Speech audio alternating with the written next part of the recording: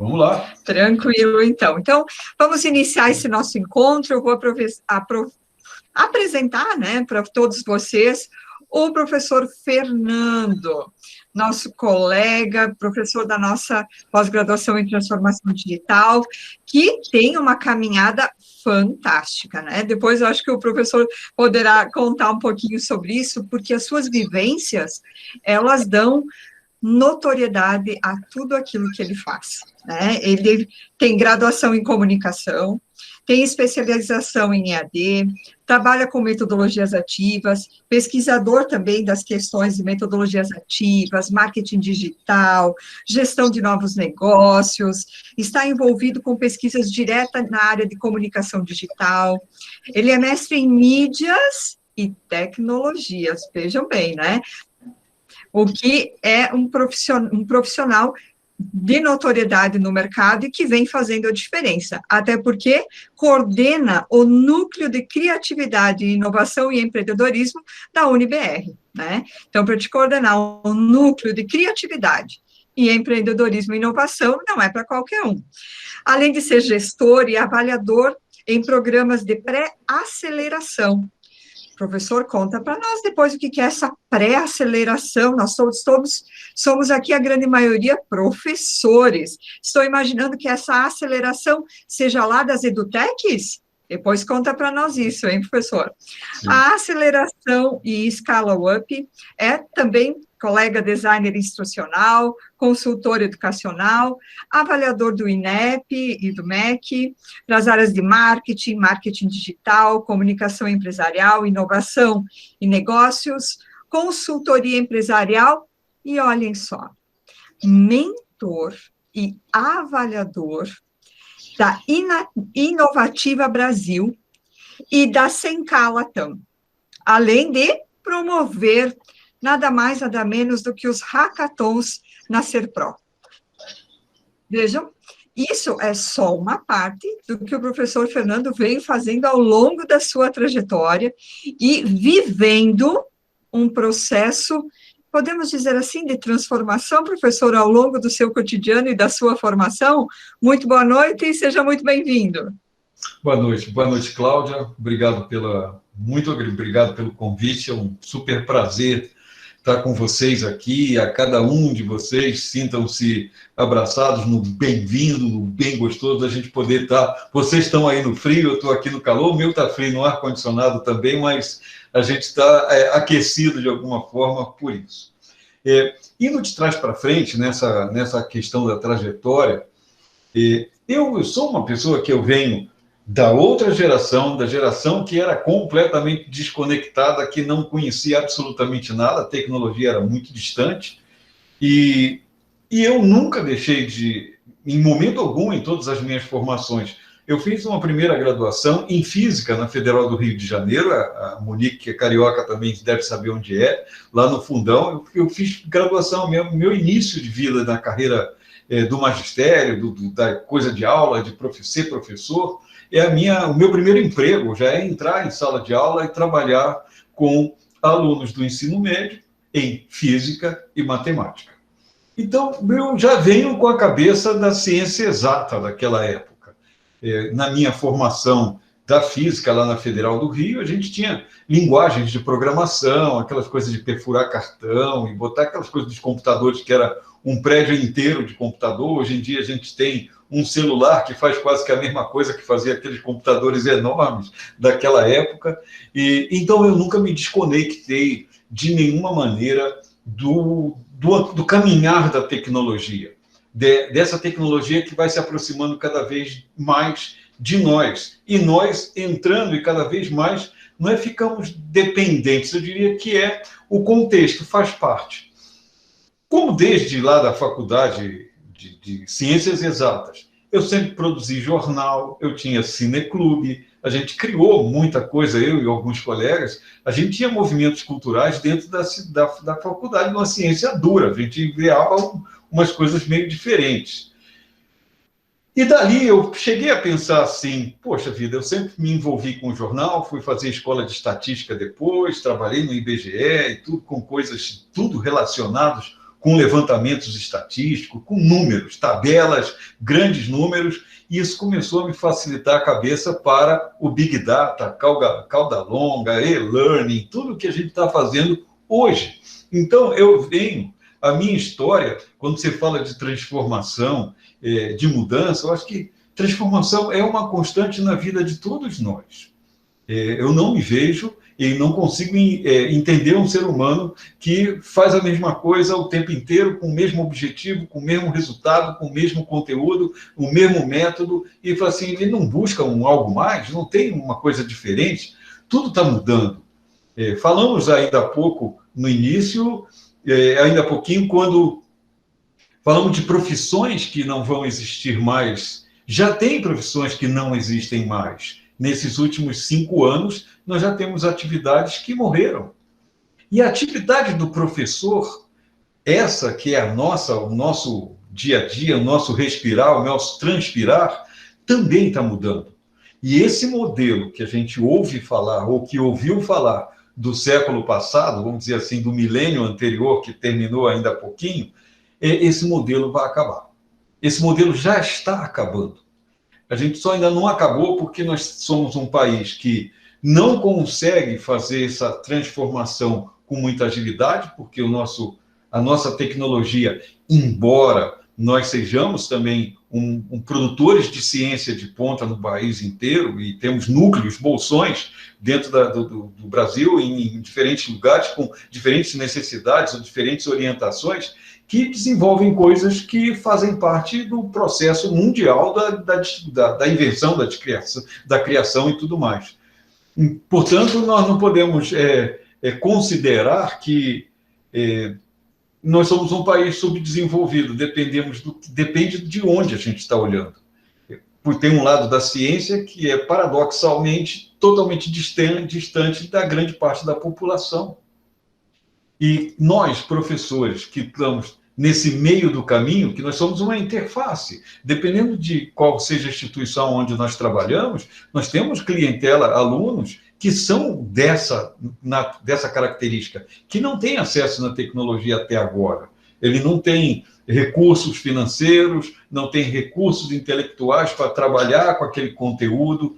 Estávamos falando também sobre essa tarefa de casa que o remoto impôs para o aluno, fez com que ele também se preocupasse dependesse de alguém em casa para ajudar, e ele não tem essa pessoa, porque ou o pai ou a mãe, o responsável dele, ainda não chegou a esse nível, ele não consegue acompanhar, porque para um menino que já está fazendo coisas com o computador, ou vamos falar, só o celular, que é o que ele tenha, o pai dele está longe disso. O pai dele embora seja quase que a mesma geração, uma diferença pequena, ele não sabe esse processo tecnológico. Então, nós estamos vivendo hoje, super rico essa experiência nesse momento, porque nós estamos vivendo parte do tempo na experiência passada e parte do tempo entrando na nova experiência, na experiência para onde a gente está indo.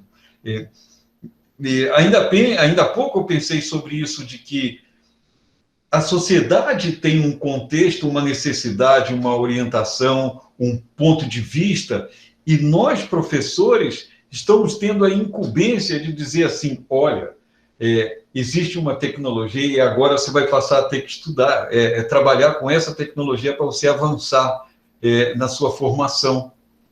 E ele fala, mas professor, eu não sei mexer com isso. Então, eu tenho que pegar também e ensinar ele a mexer isso, para depois ele abordar o conteúdo, atingir os tópicos, a compreensão que a gente precisa que ele tenha.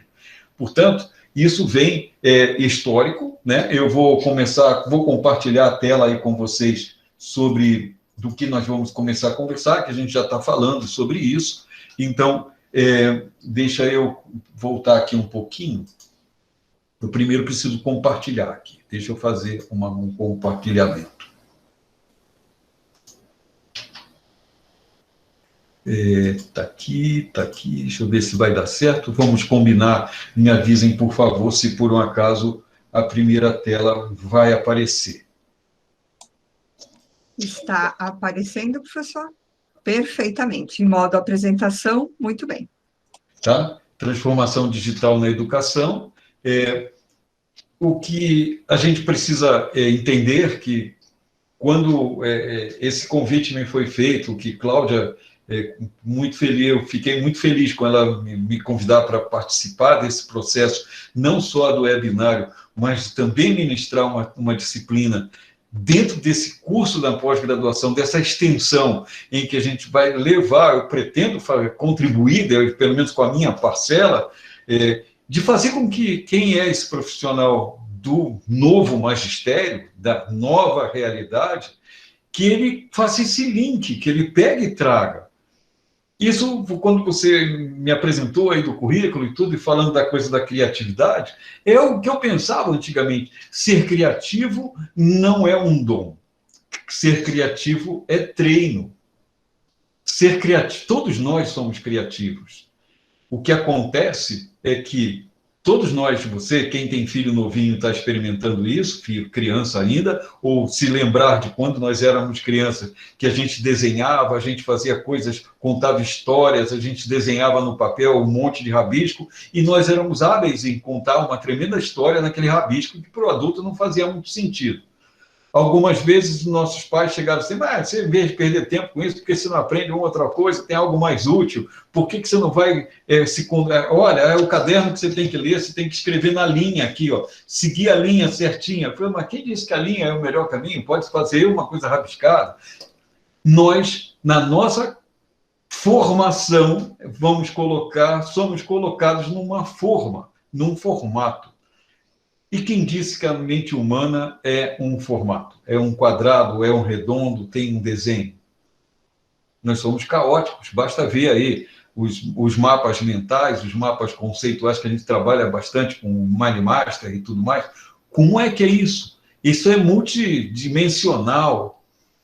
Quando lá na matemática eu estudava álgebra linear, que tinha os espaços Rn, N dimensões, como é que imagina isso? Uma dimensão eu consigo, duas, também três, é mais ou menos, mas quando começa a 5 dimensões, 10 dimensões, como é que é a forma desse objeto? Nas 10 dimensões, R10, R30 e R infinito, eu falei, mas que isso? Que negócio é louco? Isso aí saiu fora da minha compreensão ou de qualquer compreensão. Portanto, é nesse caminho que nós vamos falar hoje. Bom, Cláudia já me apresentou, eu não vou me deter muito na tela, eu simplesmente me coloco como um professor que fez um mestrado de mídia e tecnologia, que eu estou num doutorado de EAD, pensando em metodologias ativas, ensino híbrido, usando plataformas simuladoras de laboratórios virtuais, para o desenvolvimento de profissionais, não só da saúde, como no ensino médio e tudo mais. É uma ferramenta que está entrando nas salas de aula, que substitui aquele laboratório de química, que eu pegava os 2 modelinhos, botava água com não sei o quê para ver o que acontecia. Hoje eu faço isso tudo de forma virtual, sem gastar água, sem quebrar o equipamento, sem ter que fazer investimento, ou seja, eu posso fazer simulações. Então, a minha pesquisa está indo nesse caminho de o aprendizado é tão bom quanto, né? Se eu fizer uma intervenção nessa forma de aprender, nessa forma de abordar de maneira ativa, de construção como um projeto, será que isso aí funciona para o simulado? Será que funciona para o laboratório virtual? Então, é nesse caminho que eu estou indo. Então, vocês devem estar percebendo que eu não me afasto da tecnologia, pelo contrário, eu vou cada vez mais fundo nela. Eu estou louco para ver uma experiência que eu tenho um colega que está fazendo com realidade virtual, botando aquele óculos para ver tudo acontecer e tal, e aquilo já entra num outro patamar. O nosso cérebro já não tem mais separação do que é real, o que é virtual, a partir daquela experiência. Eu estou vendo o laboratório que eu estou vendo no óculos, ou eu estou vendo aqui as pessoas de outra maneira? É o mesmo disparo, o mesmo mecanismo que funciona no nosso cérebro. É da mesma percepção, está na mesma área, na mesma região.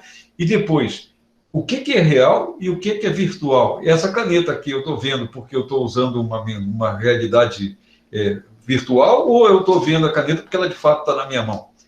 De que maneira essas coisas vão me impactar? E isso faz sentido na hora que a gente está falando em conteúdos, em formação, em desenvolvimento de pessoas. nós temos que lembrar que as pessoas às quais eu vou, ou a gente contribui no desenvolvimento delas, são pessoas que vão estar nesse novo mercado. Para nós é novo, né? Para elas não. E a gente tem que saber fazer essa interface, né? Criar isso aí. Então, os desafios estão aí entre os modelos de negócio, quando o Cláudio me falou sobre, me apresentou falando sobre os hackathon, inovação, criatividade. A gente tem que olhar que os modelos de negócio são digitais hoje. Então, esses modelos de negócio precisam estar conversando com essa tecnologia a serviço do nosso suposto real.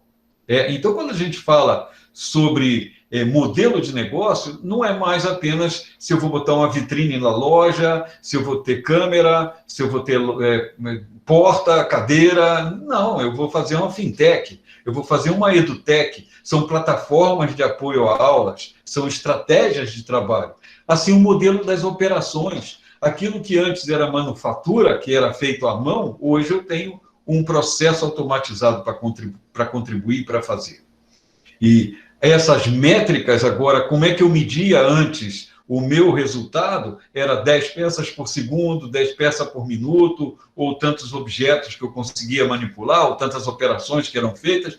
Hoje, essa métrica no mundo digital vai falar em cliques, quantas pessoas foram acessadas, quanto de resultado deu a partir da exibição daquele meu material, daquele meu conteúdo. E quando a gente fala, então, em Big Data, que a gente tocou nesse assunto ainda há pouco, quando nós falamos em Big Data, a gente está falando de comportamento humano, quantos dos nossos alunos compreenderam a questão 1 e quantos deles marcaram apenas a letra A, e por que ele escolheu aquela letra A, quantos outros mexeram na B ou na C, qual é o conteúdo que eles, como é que eles perceberam isso? Isso é sinalizado por vários outros números que as plataformas vão nos fornecer. Então, quando a gente fala em operações, eu já estou fazendo já a transposição do mundo de negócios, que eu estou fazendo uma bela comparação entre o modelo de negócio, produto, negócio, dinheiro, capital, recursos, margem de lucro, custo-benefício, com a educação, que também é, sob esse ponto de vista, um negócio, porque ela precisa resolver um problema, ela precisa apresentar uma solução, que é o aprendizado daquele grupo de pessoas para o qual estou dirigindo. Então, a revisão do modelo, que são as startups, os clientes imersos, nossos alunos são os nossos clientes, eles hoje são seres imersos, não são mais gente que vem do mundo físico real no sentido do dia a dia, né? Então, vamos lá, envolvimento digital, Big Data, automações, internet das coisas, é esse o nosso universo daqui para frente.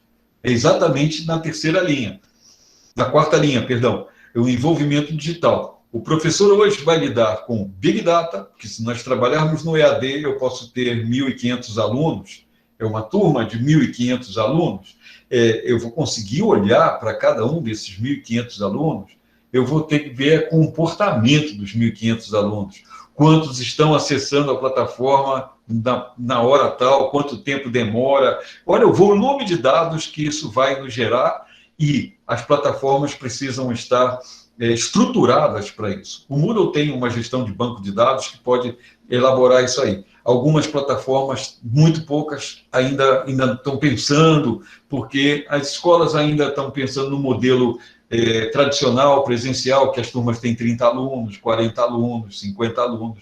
Mas se a gente está falando de ensino de massa, em que eu vou ter 1.000 e tantos, 500... eu estou vendo esses grandes grupos aí, como Laureate, né, Cruzeiro do Sul, esses caras têm 1 milhão de alunos, cara, fazendo os cursos lá. Olha como é a manipulação disso. Isso aí não é para apenas uma ficha de chamada que resolve. Vamos pensar isso. Não tem. Então, esse é um ponto.